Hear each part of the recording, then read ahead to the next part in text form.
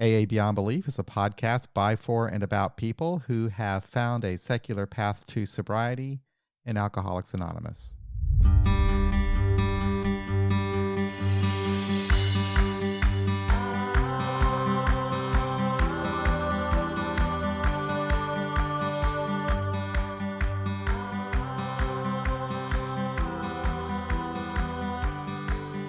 Well, today we're going to have a call-in guest. His name is Jamison M. He's from New Jersey, and he is going to speak with me and Angela about his experience with starting a secular AA meeting in his area. He told me briefly in his email that he had some challenges with it, and he thought it might make for an interesting conversation. So he'll be calling us in about 15 minutes.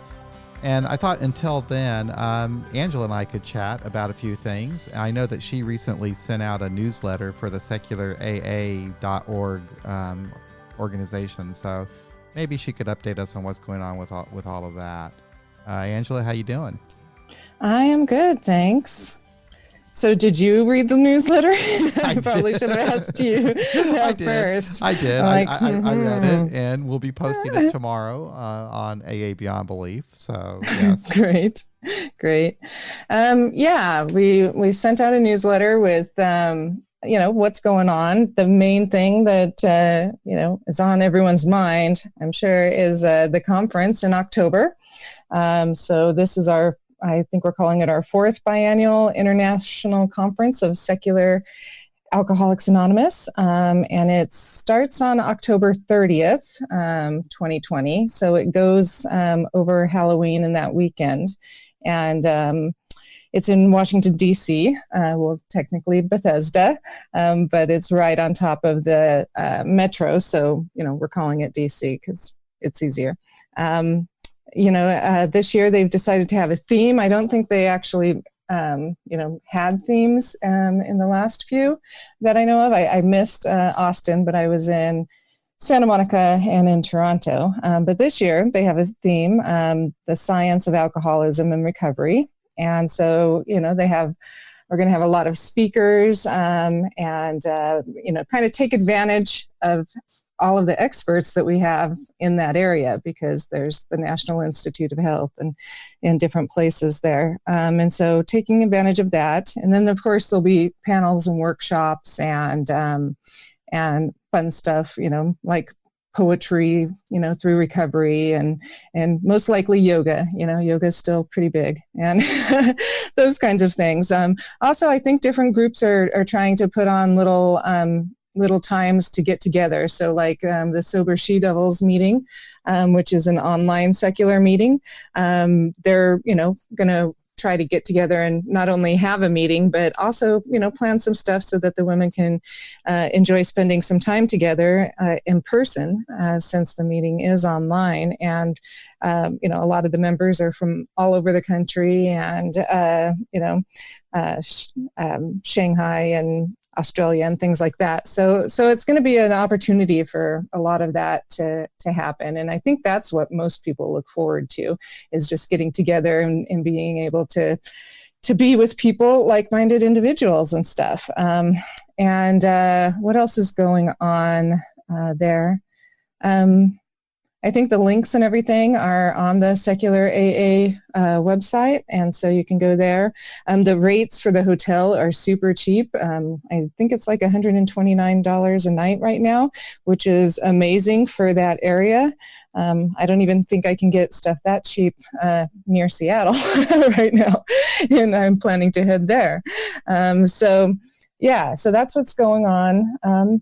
With that. In Seattle, is that what the Pacific Northwest Regional is? It's actually in Langley, which is Langley, BC, and I believe it's about an hour and a half, maybe 2 hours north. I haven't double checked lately, and it is going to be on May 15th, 2020. Yeah, so just coming up here a little bit, but they're calling it the Pacific Northwest Regional Secular AA Conference.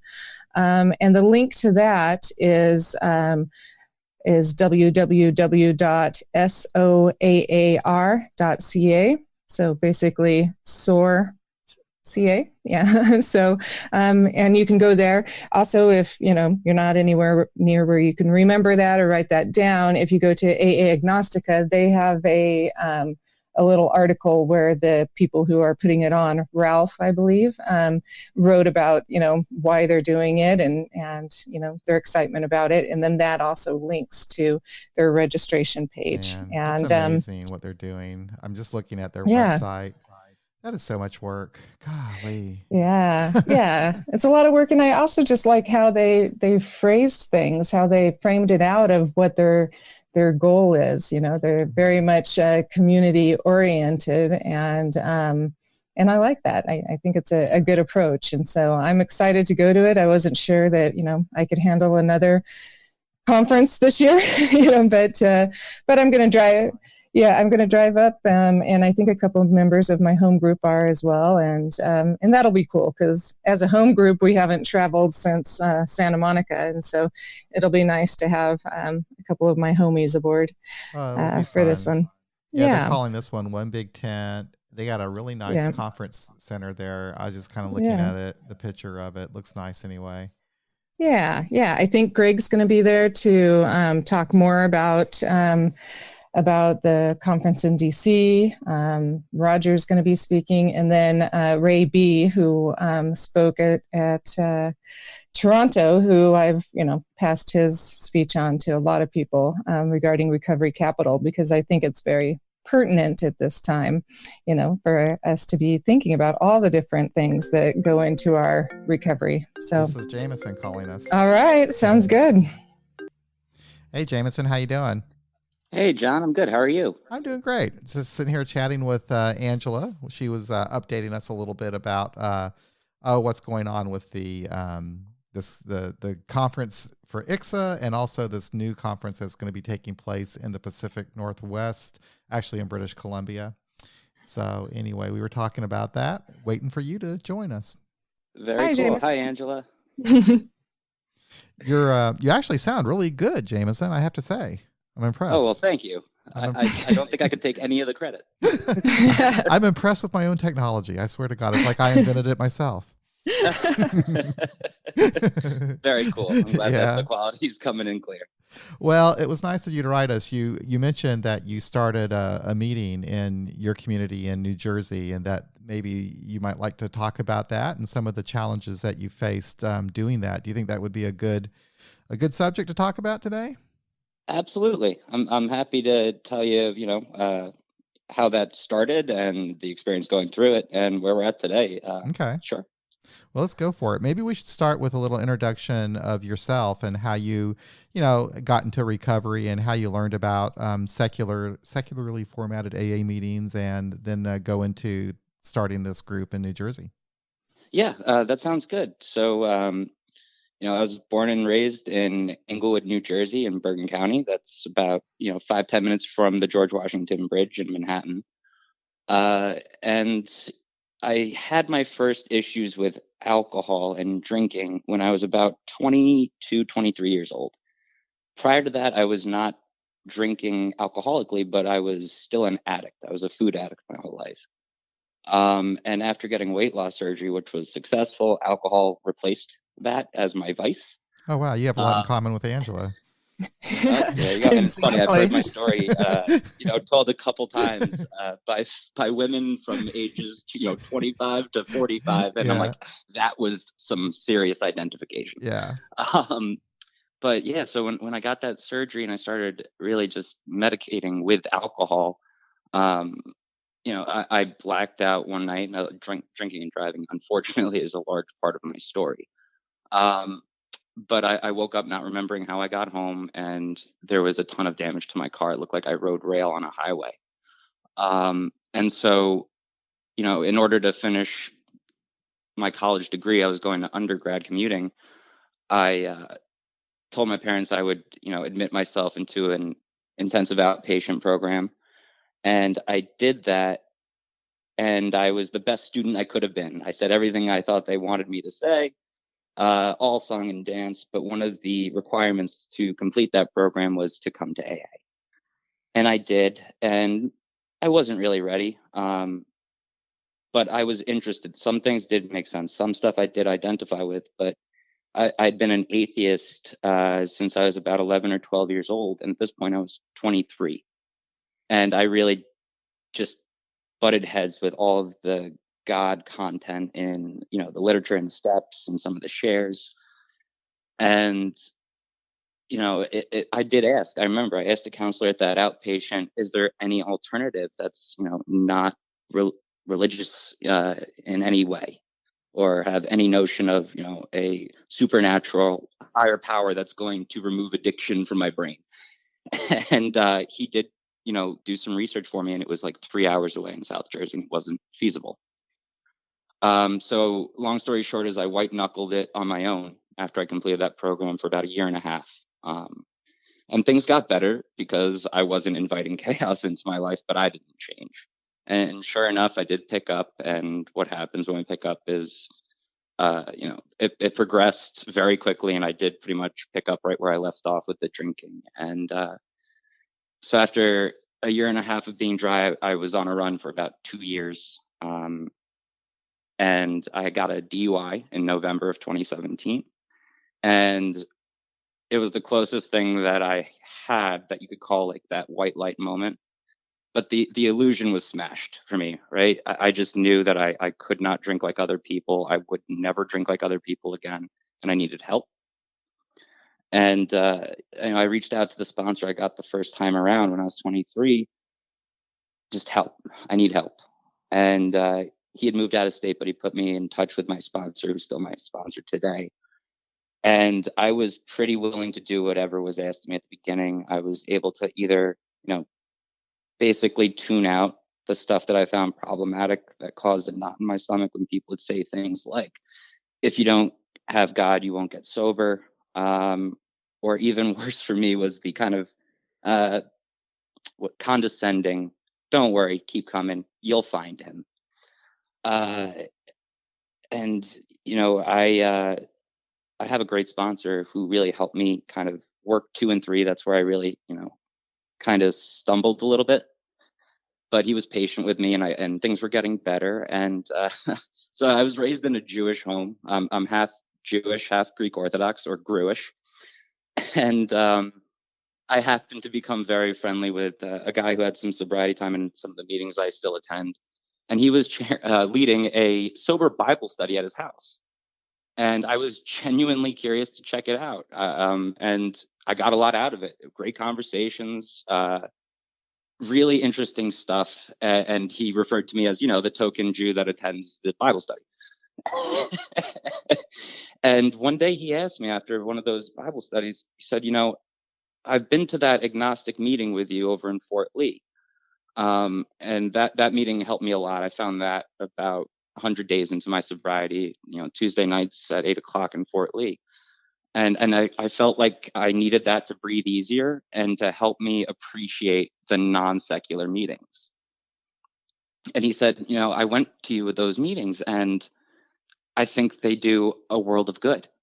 And now, mind you, my friend isn't just sharing a Bible study. He was a Catholic priest, and then he was high up in the Mormon church out in Utah. And he just has a very open mind. So he started out as a Mormon, and then he became a Catholic priest? Other way around. Interesting. Yeah, very, very interesting story and guy who helped me a lot. And he said, I went to that meeting, but it's on, the other side of the turnpike. And I was thinking we could use that here. Would you like to start an agnostic meeting? And because at this time I had just over, I think, a year, and people pleasing is something I continue to work on, I said yes, of course, not knowing what I was saying yes to. But it, even though the motivation at first wasn't necessarily the best, I'm super glad I did just, reflex reaction, agree to it. And so he was there helping me, and he really took on finding a location. And we found a spot. It's a meeting place, he attends, I think, 2 to 3 times a week. I was attending once a week.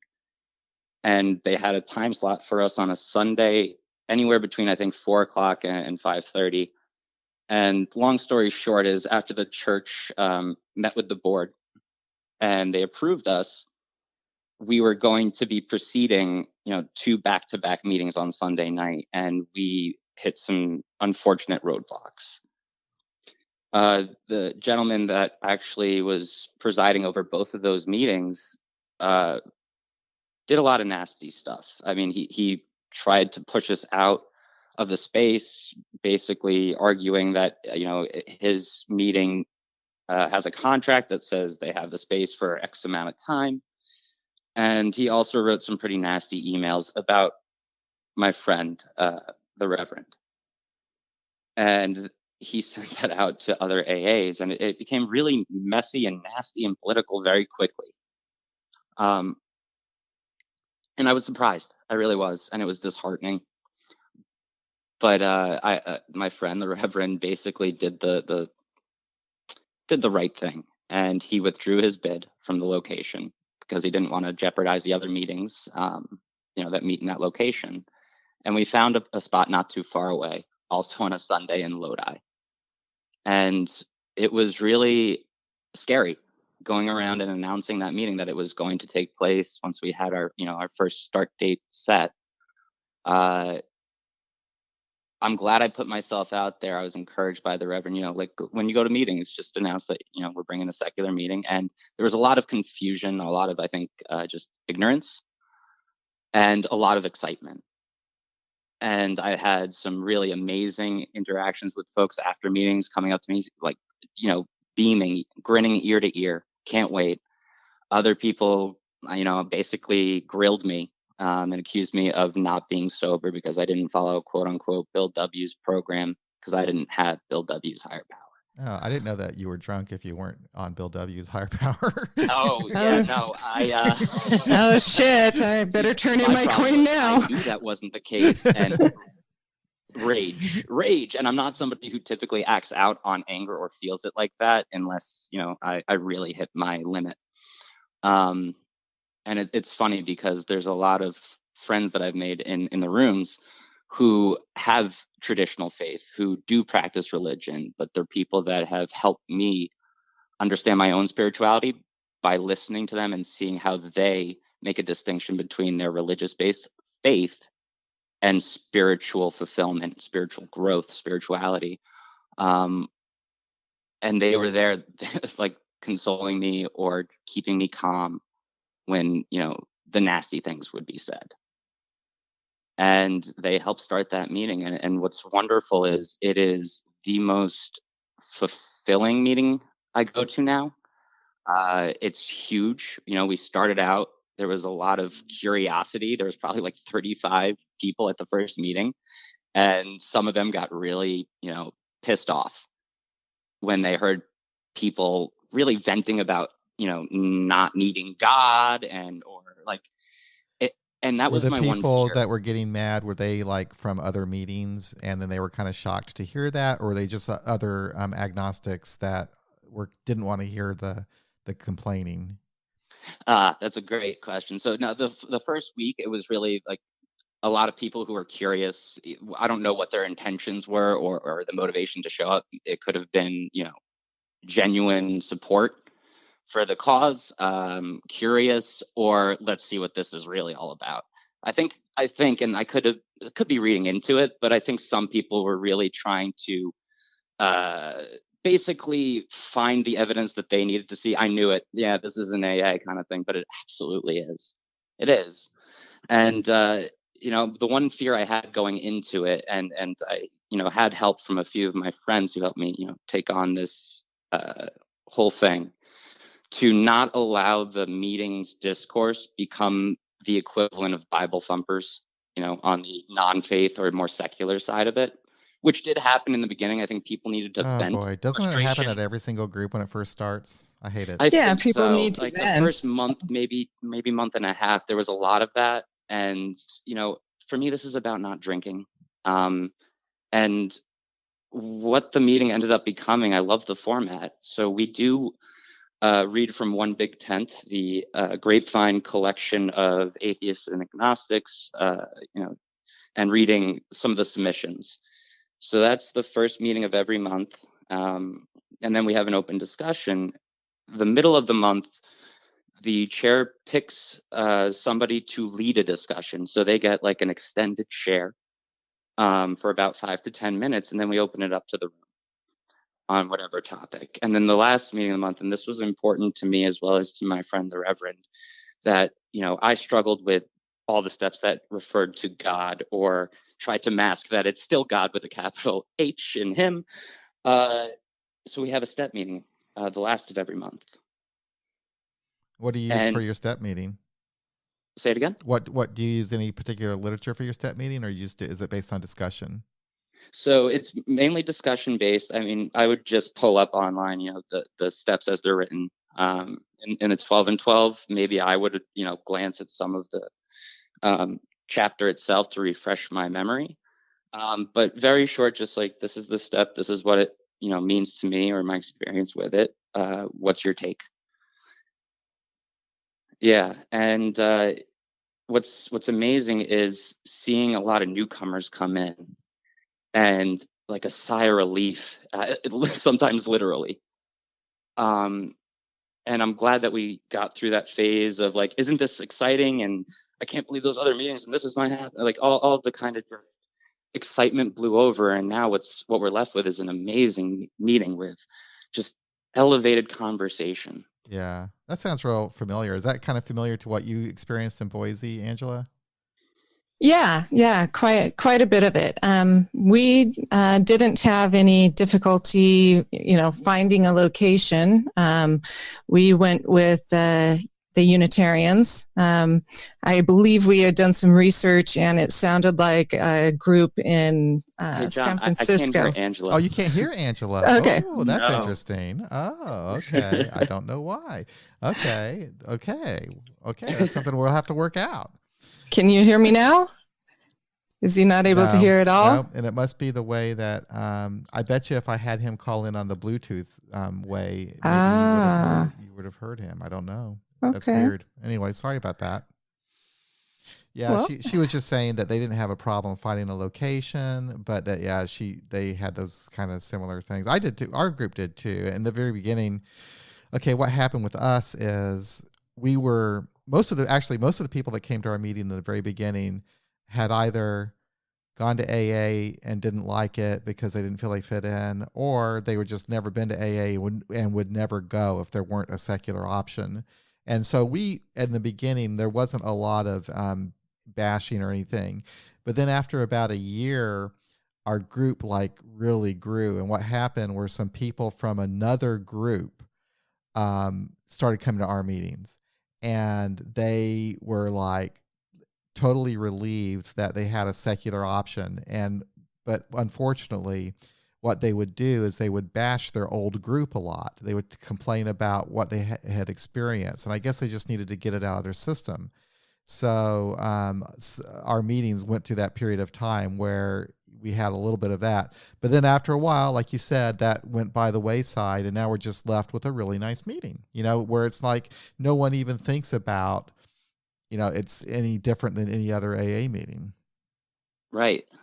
And I think that's so important because I owe everything I have today to AA. I love it. I also think that it is something that needs to change or die as well as the next sick and suffering. The fact of the matter is that, this current generation is the most secular ever to walk the earth. And I don't want to throw the baby out with the bathwater, but a lot of this literature, which is dated and, I think unnecessarily complicated at points, if you felt like I've felt coming in of just, I need help, tell me what I need to do, great. But I think that if it's presented, I guess, in a little bit more of a secular manner, you don't necessarily need to be as desperate. All I know is that I'm really glad that these meetings are growing, the agnostic meetings, and getting recognized by Intergroup was emotional for me. I didn't expect that, but when I went down to the area meeting at Intergroup and presented just what the meeting's about, I didn't expect to feel the emotions that I was feeling, because I do think about, and I could have been one of them. I'm fortunate that I wasn't, but I think about the people that maybe dipped their toe in the water, or like you were mentioning, just let their preconceived notions keep them away. And they didn't get that chance to get sober because they died. And if they're dying because of, other people, forcing their higher power on them, or because the literature is really that much of a turnoff for people, that's just frustrating. And it doesn't have to be that way. So tell me, the people that do come to your meeting, are they primarily people who have not been to a traditional AA meeting? No. In fact, the large majority are people who I see very much involved in non-secular, Oh, non-agnostic really? meetings. Interesting. Yeah, and we've grown to regular attendance of about 25 to 30 people. And one of the things that I think makes the fabric of that meeting so interesting and fulfilling is that it's diverse. It's diverse in age. It definitely skews younger. It's the only meeting where women outnumber the men. And, we take the safety of every member very seriously. Uh, we read the safety card at the beginning, but we also have had, group conscience where one member's behavior was completely inappropriate. It was a man making women feel inappropriate. I think that's another thing that, it's a very complicated and delicate and confusing situation that can occur in AA, and has occurred, I think, since the start How did you of deal AA. with it? Did your group deal with it in a We meeting? did. We did, yeah. So a couple of friends of mine, two women, uh, basically just filled me in on what was going on, and I asked them if they wanted me to address it, and they did. And so I pulled the gentleman aside and I said, "Look, this is what I'm hearing, and this is what the behavior is causing, and it is uncomfortability. It is turning people off from coming to the meeting." And you know, the first time this happened was about a year ago, and he said, "Thank you for telling me and pulling me to the side and letting me know." And okay, and then sure enough, like a month or two later, it started again.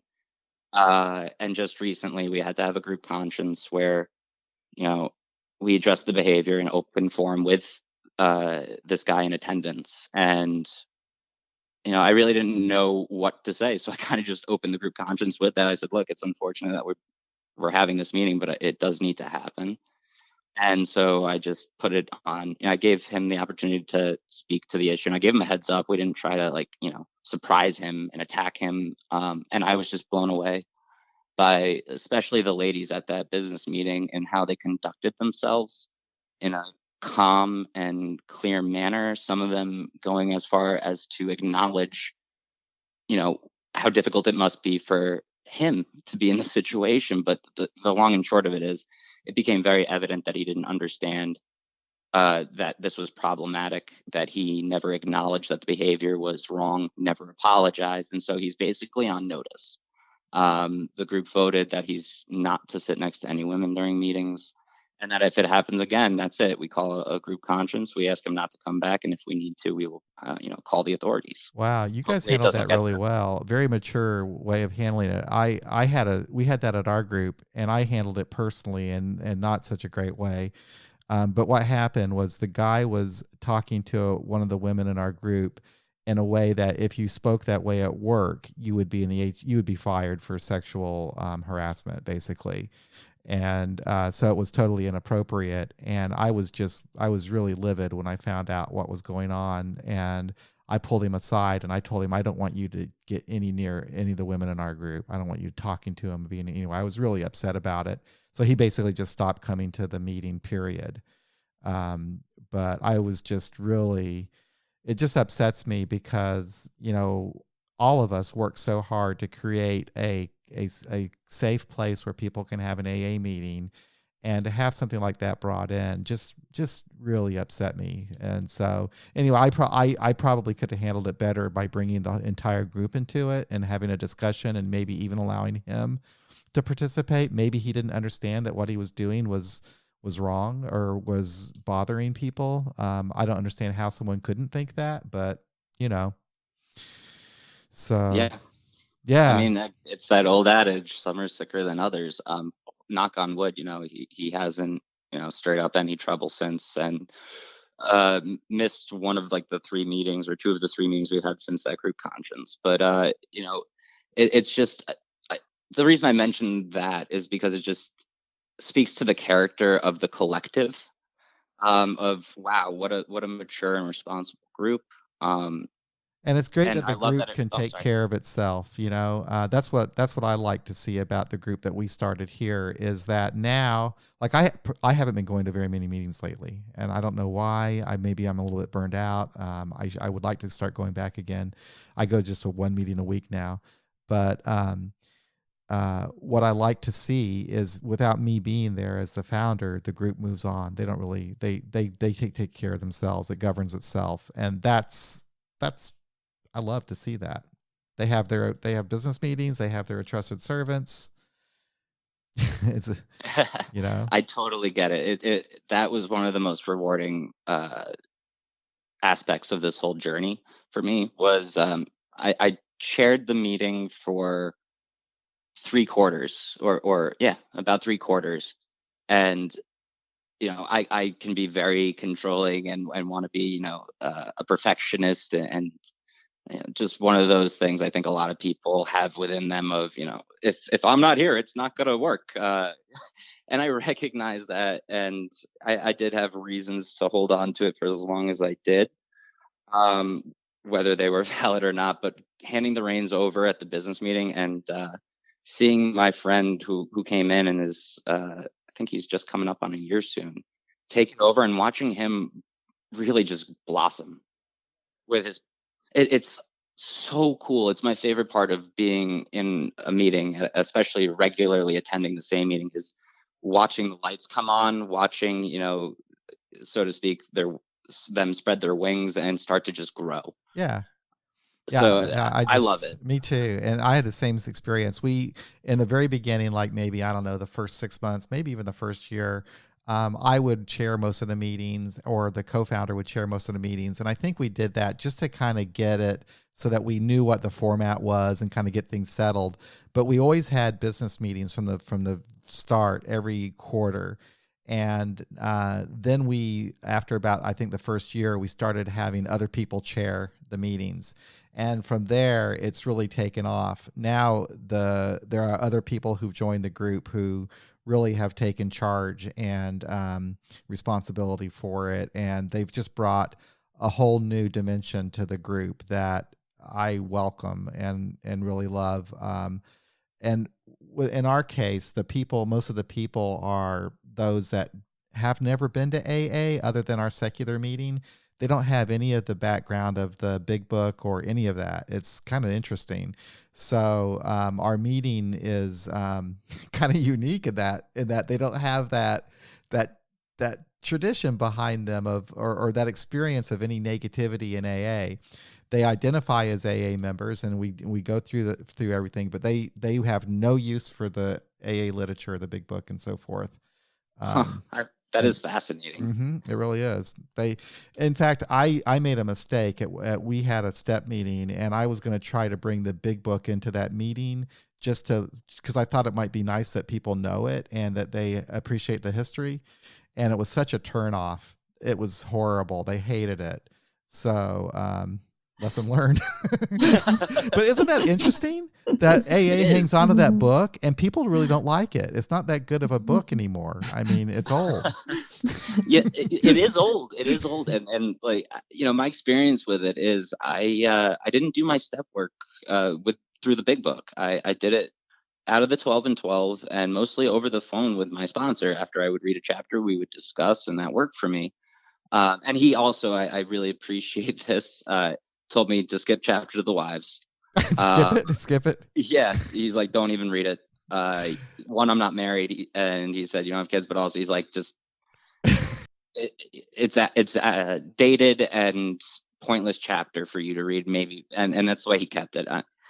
And the other chapter in that big book that it's funny. My sponsor and I do see this one differently. We never came to like seeing it eye to eye. Is he sees the benefit of that? He sees that as the widening of birth, right? For other people to feel like they belong and to find a higher power. I just read it as that essentially condescending and just insulting. Oh, you're talking about the chapter to agnostics, we agnostics? Yeah, Yeah, yeah, yeah. yeah. Uh, and he disagrees. But here's why I bring that up. I like having those conversations with my sponsor about it Is your because sponsor the priest that went? no, Okay, no, he's not. okay. But he's got a lot of time under his belt. He's over 30 years sober. And a lot of what I actually really appreciate about how he's sponsoring me and just, a lot of our conversations related to recovery is what he calls old school AA. And, there's a lot of stuff that has changed, he's telling me in the meetings, especially in this area of northern New Jersey, where things that saved his ass in the beginning from the old timers when he was new, you don't hear it anymore and it wouldn't be stood for. And I don't know what the case is in your area, but if somebody, relapses and comes back, there's usually a welcome back, which is great, but it's usually applauded. Yeah. Okay. And, Yeah, around of here course, it's I would, kind of subdued. No, they're not judged or anything, but it's like if they acknowledge that they came back, and people are usually just nice and just welcome back. It's not no big deal made out of it at all. right. Right. And I think that's the approach I think that I would prefer. And it's, not up to me to dictate how meetings run. I find myself not applauding, especially the unfortunate folks that find themselves stuck in the revolving door. Because, what my sponsor said was, why are we celebrating, their potential loss of life? Like, what's it going to take? It almost like it minimizes how scary that is. Yeah. You know what I don't like? And our group did it for a little while, is when you start a meeting by saying, is anybody here for the first time after their last drink or something like that? I hate that, because it's like that period of uncomfortableness where there's a little bit of quiet, and is somebody going to raise their hand saying that they went out? And I also don't like it because I don't think I think it's like, I think that people, if someone relapse, it's up to them whether or not they want to bring it up. They don't need to be prodded. So anyway, I don't think we do that now, but we do have, we're big on the chips thing now. Before every meeting, we have these sobriety tokens that we give out. At one time we used secular ones, but they were kind of expensive and hard to get. So now we just use the regular ones. And so we have a 24-hour chip. We have a chip for everything: 24 hours, 30 days, 60 days, 90 days, everything. No, that's awesome. And it's funny because I haven't branched out too far since I've been sober in terms of like traveling to different areas, but I've been to meetings in Pennsylvania, outside of Philly, and outside of Albany. And I love going to AA meetings outside of the state because it's still AA, but it's got a different flavor to it. And I think that's amazing. And, just recognizing that this is a global movement, it kind of gives me chills. And I'm not somebody who ever, felt anything that I thought other people were describing when they talked about going to church or temple or any of that, or what they talk about when they pray, if they're in AA and they pray to God for another, day of being clean and sober. And I was jealous. Part of me was really jealous of that, but I'm finding that in just the way my perspective of recovery and AA has grown in importance and significance with more time. And it's beautiful. It really is. It's amazing how that everybody works their own path and that this exists all over the world. And it's just great to know that it's always there. Even if it's a little different than what I know, it's still AA. Okay. I wonder, Angela, did you just mute yourself, or were you muted the entire time? I muted some so that there wouldn't be any noise sorry. from Jamison's story. I just want to make sure. I know. I'm gonna figure that part of the technology out, because it would be nice to be able to have you call in, but it's I hate to be so technologically specific here, but I have two ways of you can call in on the phone: Bluetooth, or I actually plug in with a TRS cable. And I plugged in with the cable this time, but I bet you if I would have done it Bluetooth, you and Angela would have been able to hear each other and speak with each other. Anyway, lesson learned. Live and learn. Yeah. But I was going to ask you, did your group get involved with service, like outside of the group, like with your district, with your central office, that kind of thing? So we have an intergroup rep. That's about the extent of it for now. However, the young guy that's currently chairing the meeting shared not too long ago about when he was in inpatient rehab, that, AA meetings would come in, and, he started to hear the message. He said, but it would have been really cool if I could have heard a secular message, and like three heads, mine being one of them, like immediately looked up as, okay, light bulb. I'm probably going to address it next month. We have our next business meeting, and see if there's enough interest to find an outgoing speaking commitment to one of the hospitals or rehabs in the area. I think that would be really cool, just to, offer up a little bit of a different, taste, right, of the message of recovery that AA has to offer. I think for me anyway, I was so stubborn and small-minded about, I knew what this was about. This is about, I need to hit my knees. I need to turn my life over to a God I don't believe in. And of course I was wrong, but how could I know if that's all I heard? Yeah. Well, that's kind of nice that you guys could do that. Angela was actually talking about how her group would travel together some of them are going to travel together to this conference in British Columbia. And they also traveled together to go to the first secular AA conference in Santa Monica. And I thought that was kind of cool. Our group doesn't do stuff like that. I mean, they're not interested at all in participating in like the district, the area, or intergroup. We did that at one time, but it was only because me and a few other people that were interested in doing that did. And when it came time to ask anybody else if they wanted to, or to encourage them, they just weren't interested at all. They're really insular. They might go to another meeting every once in a while. I remember one time a group of them went out to another meeting, which was kind of cool. I liked to see that.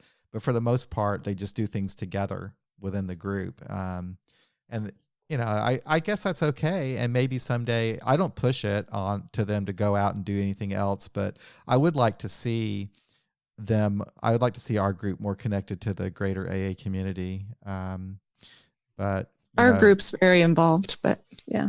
Yeah. No, I totally get it. And, I don't want to see AA, die. And I think the reality is that, like I said earlier, things need to change for it not to die.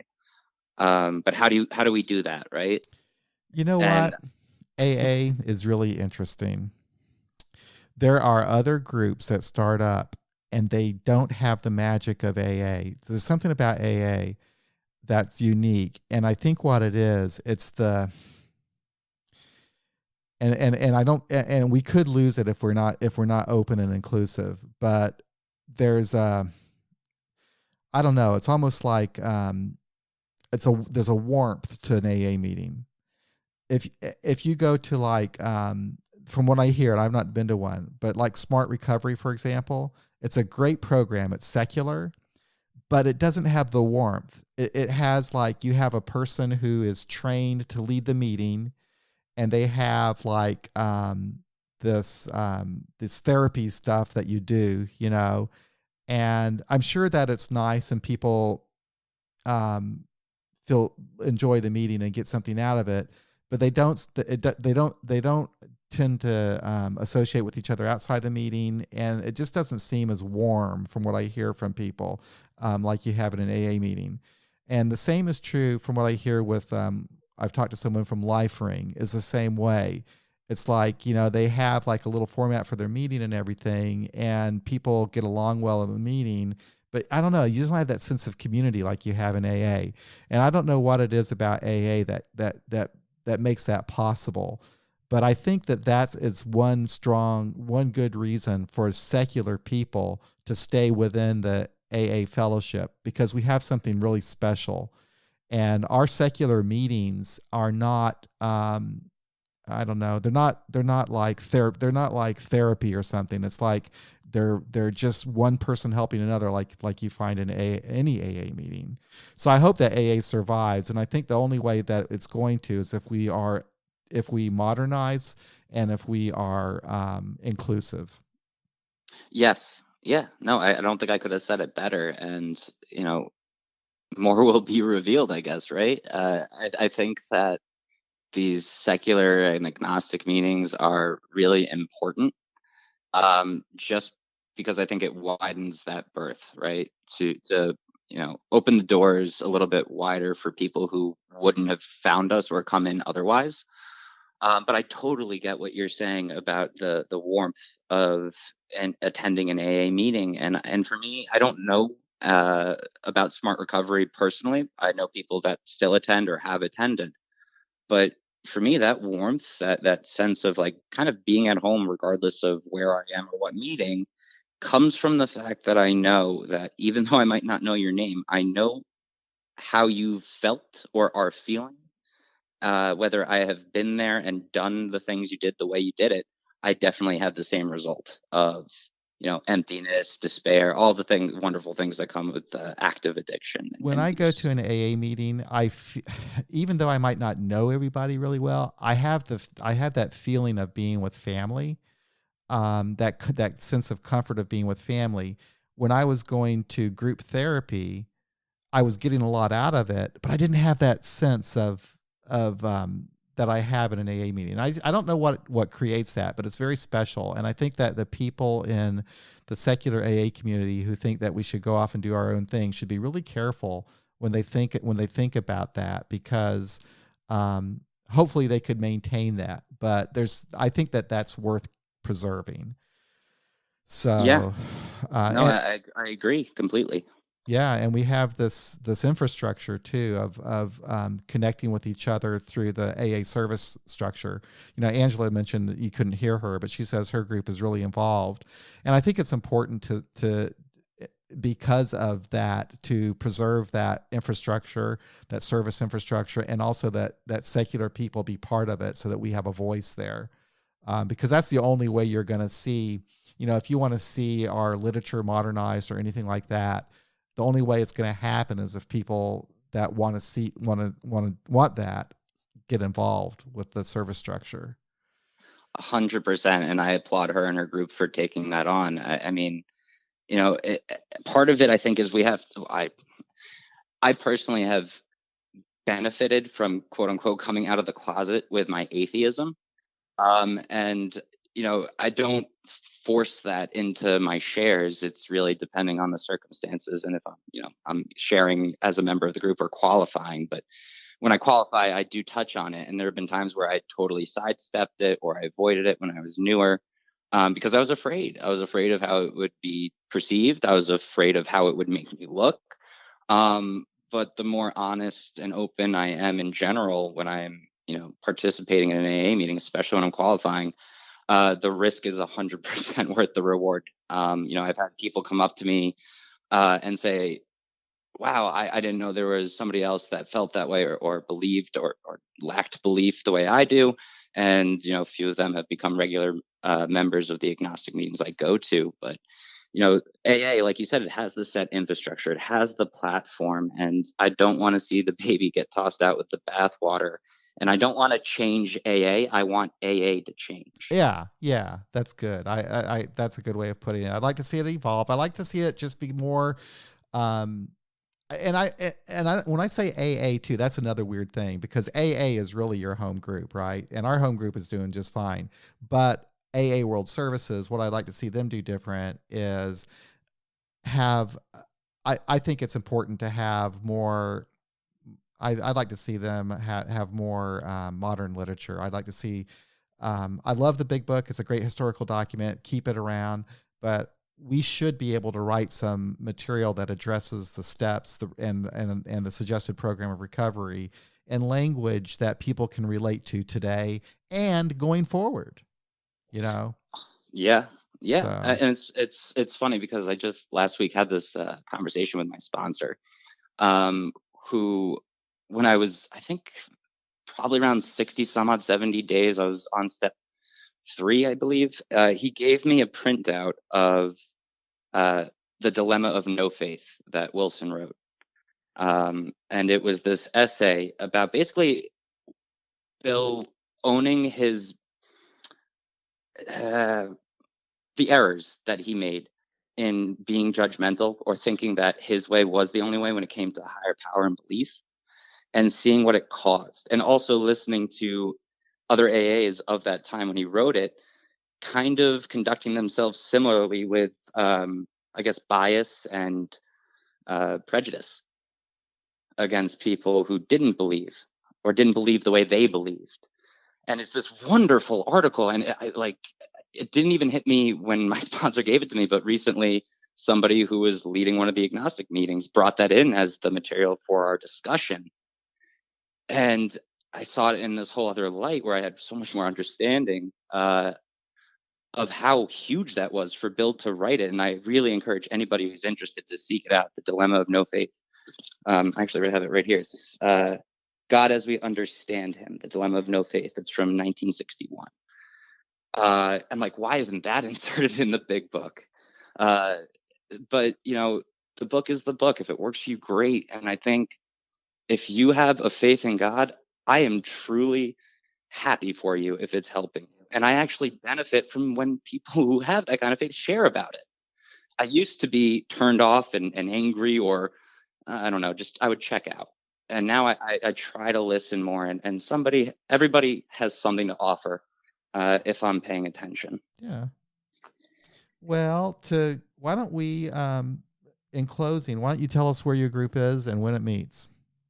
Happy to. So the No Pews Required group is in Lodi, New Jersey, and we meet at the Faith Reformed Church, 95 Washington Street in Lodi at 6 p.m. every Sunday. Awesome. Okay. So now I'm going to play our outro music. Isn't this cool? I cannot get over this. I'm sorry that you couldn't hear Angela, because we're going to work on that, because I'd like to be able to have podcasts with Angela talking with the guests as well, and the guest hearing Angela. Me too. It's too bad, but I can't wait to hear what she has to say. Yeah, and thank you, Angela. It was nice talking to you beforehand, and we're going to be putting that secular AA newsletter out tomorrow so everybody can see what's going on there. We should probably post an article sometime about the conference that's going to be in British Columbia too. So thank you both, and I'll be talking to you again real soon. Thanks, Jeff.